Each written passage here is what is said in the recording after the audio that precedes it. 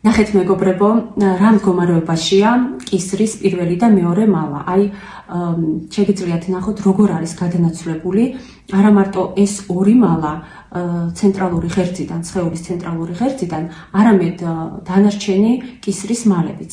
ყველაზე ცუდი კი ის არის, რომ არც ერთი სიტყვა მაგნიტორეზონანსული ტომოგრაფიის დასკვნაში არ არის ამ პრობლემაზე.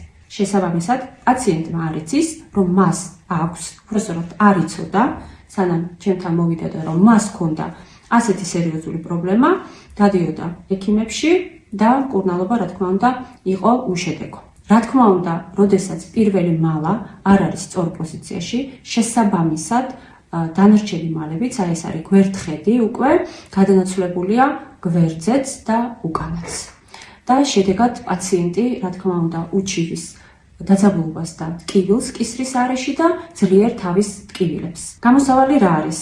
მოვაწესრიგოთ პირველი მალა, დაუბრუნოთ მას სწორი პოზიცია და შემდეგ პაციენტს ენიშნება სარეაბილიტაციო მასაჟის 10 დღიანი კურსი. ჩავუტარეთ ატლასის კორექციის პროცედურა, თავს გრძნობს შესანიშნავად, მოიხსნა კისრის დაძაბულობა და ტკივილი და შესაბამისად დაძაბულობით გამოწვეული თავის ტკივილები.